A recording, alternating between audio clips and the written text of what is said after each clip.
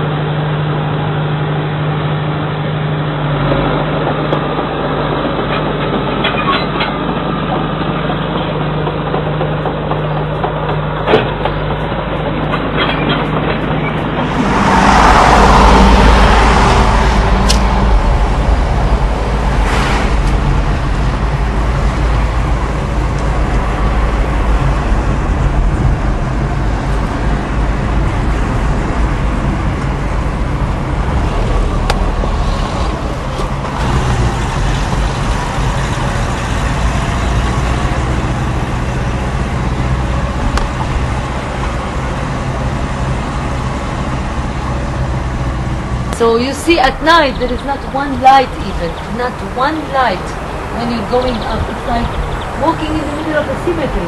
Probably in the cemetery there are some lights, but not here next to the wall.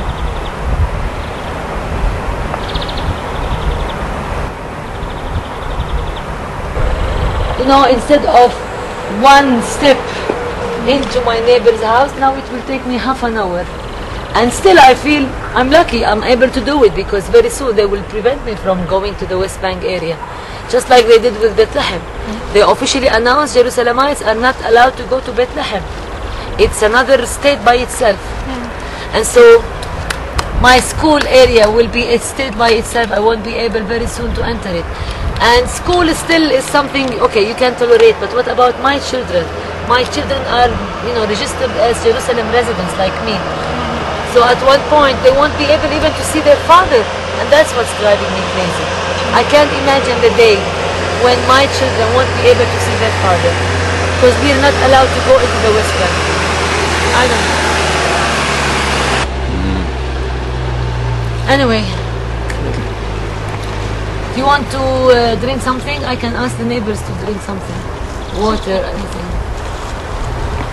We have a little. Oh, there are already some cameras. I didn't see that. Wow, that's new.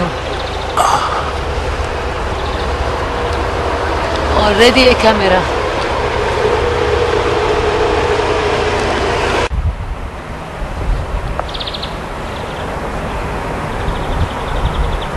In 2004, it was in May, the army raided the hotel after the family refused to give it up and to sell it for any amount that we wanted, because they brought us empty checks, you know, saying any amount, and we said this is not for sale.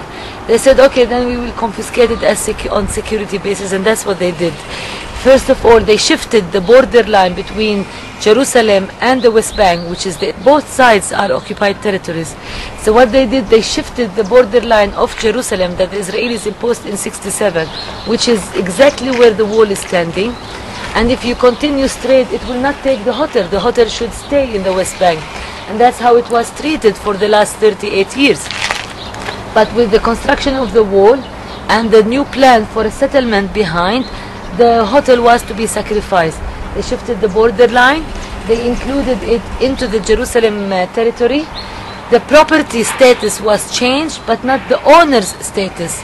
The owners were kept with West Bank ID cards, and accordingly the Israeli army forged an appeal to the Israeli courts saying this is absentee property. As long as the property is Jerusalem and the owners are West Bank from another country, supposedly, they try to take it. We hired a very good Israeli lawyer, Shlomo Leker, and we brought the press and the media, you know, to tell them the facts on the ground, what the Israelis are doing, you know, the way they are stealing our property and changing our lives. And so the army, I think they were very much embarrassed, and at the end they said, okay, we're not taking it as absentee, we'll take it for security, which is the magic word they keep using. And that's how it is standing now. It's still, the case is still pending in the court based on security. They took over the hotel. It was under a quick renovation process. So the army, the moment they entered, they destroyed all the new aluminum windows. They, they paved a road for the settlement to be without taking our permission. Can you imagine? This is the hotel I even married in. This is the hotel where all the weddings of the village were taking place. It was the most beautiful neighborhood of the village. A very beautiful residential area, calm. At night, this is all a family neighborhood. We all know each other, cousins and relatives.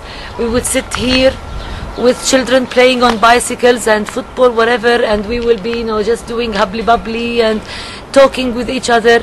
And overnight, the military moved in. It became a military base, and even throwing the garbage was to be searched before it is thrown into the tank. The children had to open the garbage and to throw it and to search it in front of the army before they throw it. Anyway, that's the daily realities for us.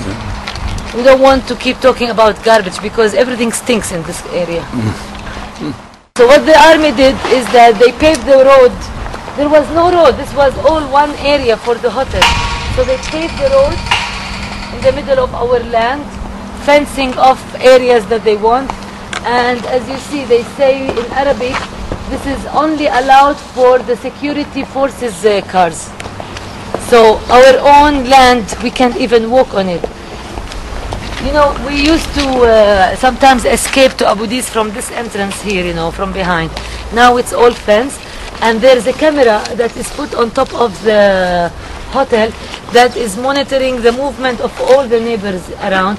I was, living in that house, and the camera would be just directly into the kitchen while I'm, doing the dishes and going into the toilet. It was a scene, by the way. So this is also the parliamentary building that has never been finished. We don't know. This was to be as a mark of a peace treaty, working peace treaty, that the parliament is built on the edges of Jerusalem city within the suburbs of Abu Dis. And as you see, it's been, standing still like this for the last 4 or 5 years. I don't know what will happen. And we were so hopeful in the family that, okay, parliamentarians will be coming to the area, our hotel will be working well. All went the other direction. It's not just the hotel was frozen, it's even our lives that got frozen at one point.